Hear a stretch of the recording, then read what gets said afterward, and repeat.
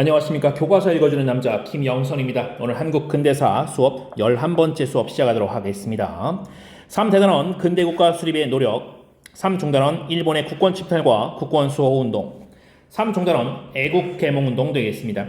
자, 수업 시간에도 말씀드렸지만 일단 일본의 국권 침탈하는 기간을 우리는 국권 피탈기라는 표현을 쓰면서 이 시기를 명명하고 있는데요. 이 국권 피탈기, 국권, 나라의 권리를 피탈, 당할 피, 빼앗을 탈, 빼앗음을 당하는 기간이라는 뜻이겠죠. 자, 이때 이것을 대항했던 운동이 바로 국권 수호 운동 되겠습니다. 우리 중단원에서 봤죠. 국권 수호 운동. 자, 근데 그 국권 수호 운동의 방향이 지난번에 말했던 의병이나 의열처럼 무장투쟁 계열이 있고요. 오늘 이야기하는 애국개몽 라인이 있었습니다. 애국개몽은 다른 말로 하면 실력 양성이라는 표현을 같이 쓰니까 같이 기억을 좀 해주시면 좋겠습니다. 자, 교과서는 140쪽 펴고 같이 진행할 거고요. 학습 목표 하나씩 읽어보겠습니다. 첫 번째입니다. 애국개몽 운동의 운동 방향과 그 한계를 설명할 수 있다. 두 번째, 시민의 활동 내용과 그 역사적 의의를 설명할 수 있다가 되겠는데요.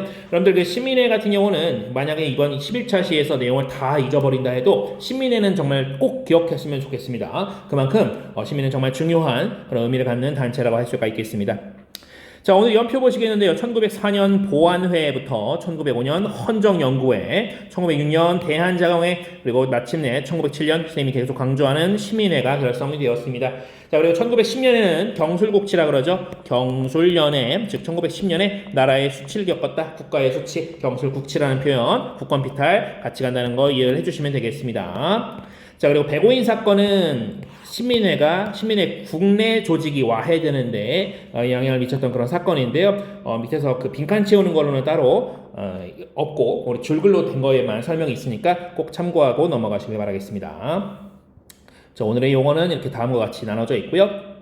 본격적으로 내용 들어가 보도록 하겠습니다. 자, 첫 번째.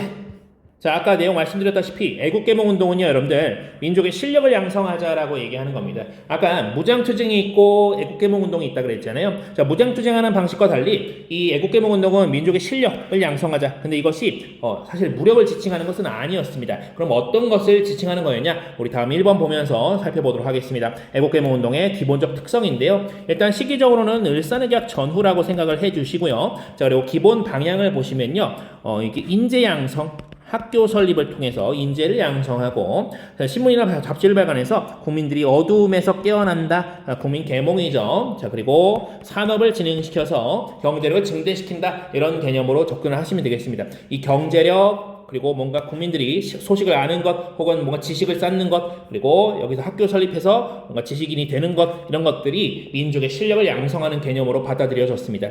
해서 무력투쟁, 무장투쟁과는 좀 다른 그런 맥락을 보이는 거죠. 자, 이들에서 이념적 기반은요, 사회진화론이라는 것이었습니다. 사회진화론은요, 제국주의를 지지하는 한 사상 축이었습니다. 어떤 사회가 다른 한 사회에 비해서 더 우월하거나 열등해서 그 우열 관계로 인해서 지배관계가 발생하는 것이 지극히 자연적이다. 즉 자연적으로 매우 자연스러운 일이다. 정당한 일이다. 라고 얘기하는 것이 바로 사회진화론이었습니다. 그 찰스 다윈의 진화론 들어보셨죠? 그 생물학에서 쓰이는 용어죠. 그것을 인간 사회학에 잘못 적용한 사례가 바로 사회진화론 되겠습니다. 하지만 잘못 적용됐지만 엄청난 파급력을 가졌죠.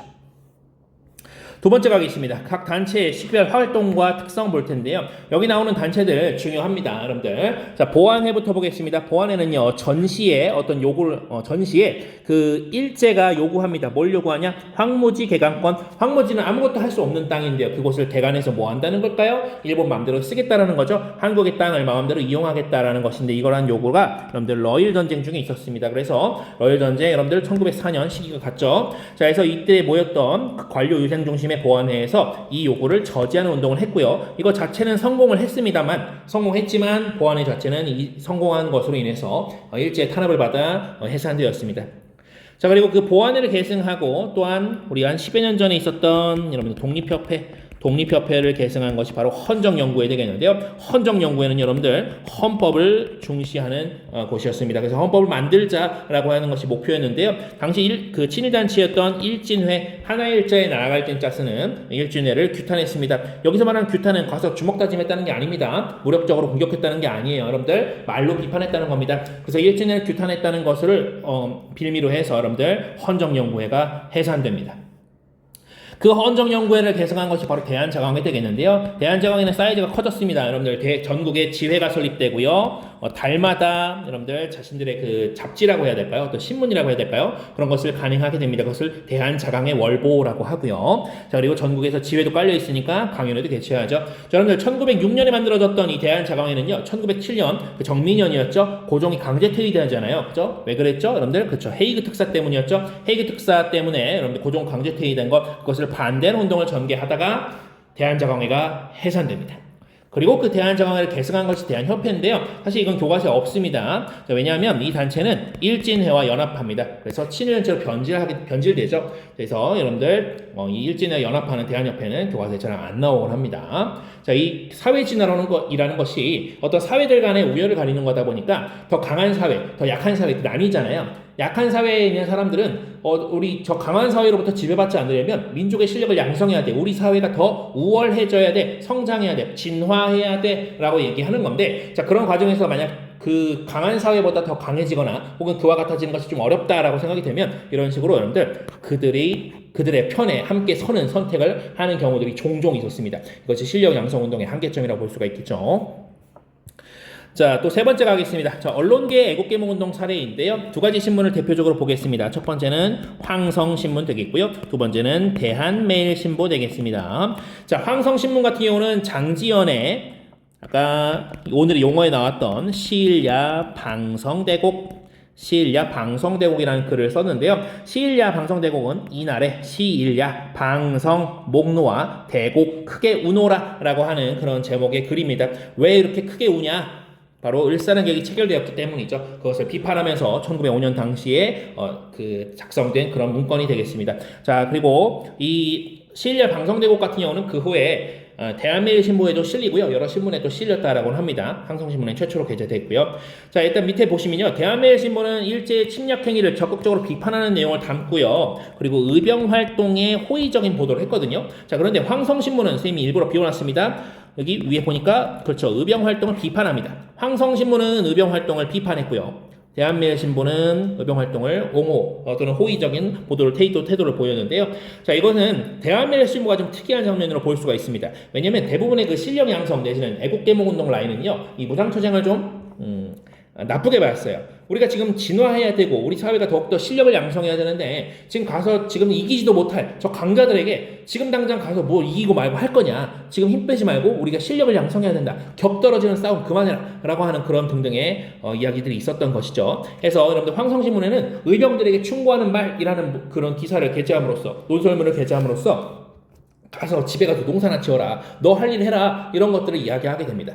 여러분들 이런 애국개몽 내지는 실력 양성 또는 국민개몽을 부르짖는 단체는요, 여러분들 이전에 얘기했던 그 독립협회처럼 그 의병활동에 대해서 굉장히 좀 안 좋게 보는 경향들이 있습니다. 독립협회 역시 의병을 비도라고 불렀잖아요. 비도, 떼지어 다니면서 사람들 재물을 빼앗고 목숨을 빼앗는 무리라고 했었던 그런 이야기가 있었습니다. 기억 안 나시면 독립협회 다시 한번 보시고요. 자, 그래서 어쨌든 이 대한매일신보가 그렇다면 대단히 특이한 건데요. 언론기관, 즉 여러분들 애국개몽운동 라인에 비슷한 그런 운동을 하면서도 이렇게 적극적으로 뭔가를 일제를 비판하고 의병활동에 대해서도 호의적인 보도를 할 수 있었다라는 것은 일본으로부터 탄압의 위험이 좀 덜했다라는 겁니다.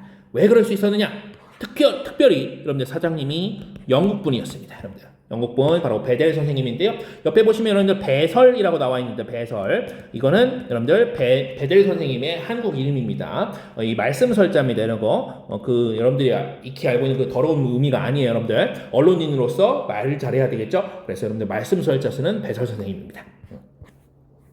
자, 밑으로 넘어가서 오늘 끝판왕 보겠습니다. 바로 신민회라고 말씀드렸죠. 신민회는요, 애국개몽운동 단체가 맞기는 해요. 그래서 사회진화 이런 거 알고 있습니다. 그런 개념 알고 있는데요, 뭔가 놓친 게 있다라고 생각했던 것 같아요. 해서 여러분들 그 시민의 목표와 활동 내용을 보도록 하겠습니다. 자, 일단 언제 만들어졌느냐? 여러분들 시기를 좀 기억해주면 좋겠어요. 1907년에요. 여러분들 안창호, 양기탁 선생이 주도를 해서 만든 비밀결사 되겠습니다. 참고로 이 안창호 선생, 여러분이 알고 있는 그 도산 안창호 선생이 맞고요. 양기탁 선생이 이분은 그 대한매일신보, 아까 어니스트 베델 선생님과 함께 그 대한매일신보의 공동사장이었던 양기탁 선생이십니다.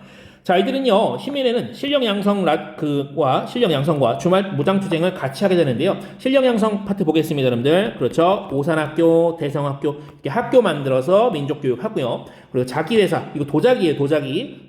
허니 또는 마이셀프 이런 거 아닙니다. 자, 여기 자기 도자기입니다. 자, 그리고 태국서관 서점을 운영하면서 민족산업을 육성하였습니다. 자, 여기에 더해서 여러분들 독립군 기지와 무관학교를 설립하게 되는데요. 그것을 국외에 설치하게 됩니다. 그래서 만주 삼원보나 이런 곳에 이제 독립군 기지를 만들게 되는데 이 돈 필요하겠죠? 이런 거 만들 때 당시에 여러분들 노블레스 오블리주죠. 그런데 이회영 선생 등의 그 6형제가 있거든요. 그 형제가 이제 가산을 모두 다 급처분하면서 그 돈을 모두 만주 지역의 독립운동 기지를 건설하는데 거의 올인 하다시피 했다라는 것까지 얘기를 할 수가 있겠습니다. 자, 이렇게 노력해서 시민회가 이룩하고자 하는데 도대체 뭐였느냐? 바로 여러분들 국권 회복과 그 국권 회복이 된 나라가 공화정이 되기를 바라는 마음이었습니다. 공화정. 자, 공화정이 수립되기를 원했다라는 것은 이것이 비밀결사로 활동했다는 것과도 연결이 될 수가 있겠는데요. 공화정은 여러분들 황제나 그 왕, 즉 군주가 없잖아요. 군주가 없는 국가를 회복할 것을 원하는데 이것을 비밀결사로 하지 않으면 여러분들 대한제국의 공격, 탄압을 받을 수도 있었겠죠. 그것도 한번 연결해 볼 만한 지점이 되겠습니다. 오늘 이렇게 해서 여러분들 애국개몽운동 얘기를 해봤는데요.